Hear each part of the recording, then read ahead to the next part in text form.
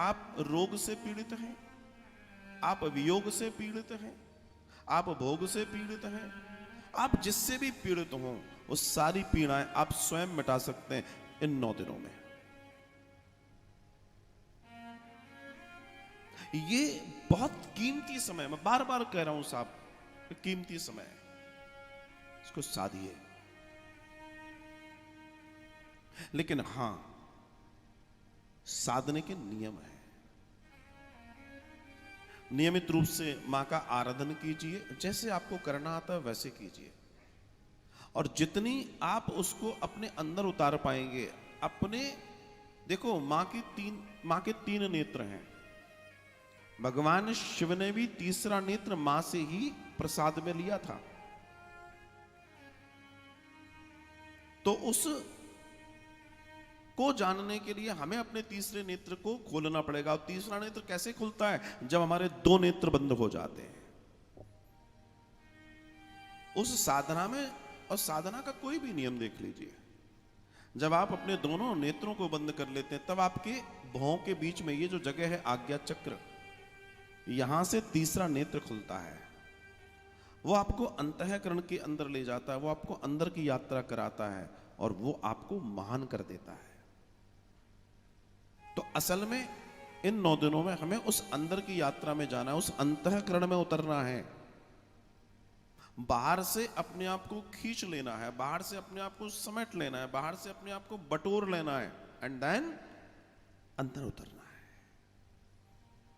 अंदर जब भी आप साधना में बैठे, आप बिल्कुल रीढ़ की हड्डी आपकी सीधी रहनी चाहिए, ऐसे बैठें, और शरीर को हल्का करके बैठें, जकड़ के ना बैठें। जब आप साधना में बैठें, कई बार हम रीढ़ की हड्डी सीधी के चक्कर में अपने शरीर को अकड़ा लेते हैं, नहीं, सहज भाव से अपने शरीर को ढीला करके दोनों हाथों को अपने घुटने पर रखकर बड़े प्रेम से मुस्कुराते हुए मां का दर्शन कीजिए, या ज्योत जल रही है ज्योत का दर्शन कीजिए।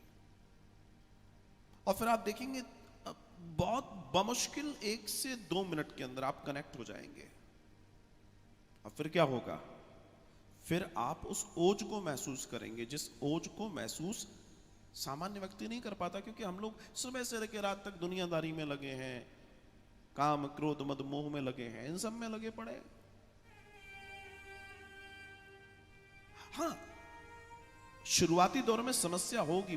क्यों होगी? कई लोग मुझसे पूछते भी हैं, तो मैं एक ही जवाब देता हूं, भैया 24 घंटे, मान लो तुम 15 मिनट पूजा में बैठ रहे हो, तो 23 घंटे 45 मिनट तुमने जो काम किया है वो प्रभावी है, उसको छटने में समय लगेगा। और अगर आप उस प्रभाव से बचना चाहते हैं तो रोज प्रैक्टिस कीजिए। कई बार मुझसे लोग कहते हैं आजकल हमारा पूजा में मन नहीं लगता। कोई बात नहीं, खाने को भी मन नहीं होता कभी कभी, लेकिन फिर भी थोड़ा बहुत खाते हो ना, शरीर चलाने के लिए। आप अपने नियम को मत तोड़िए। अगर आपकी यहाँ मां है, उनका सुंदर अभिषेक कीजिए, उनका अर्चन कीजिए, उनको प्रणाम कीजिए, और उनको सर्व स्वरूपा जानकर आप बस ये सोच लो कि यही वो समय है, मां अब बस तू हम पर कृपा कर दे। और आप सत्य मानिए, जगत जननी जगदम्बा परम्बा भगवती सबका कल्याण करने वाली है। वो सबके जीवन को सुखमय आनंदमय कर देने वाली है। आपके लिए, हमारे लिए ये सुनहरा समय है जब हम उस ऐश्वर्य को, उस ऐश्वर्यशाली जगदम्बा को साध सकते हैं और अपने जीवन में उतार सकते हैं।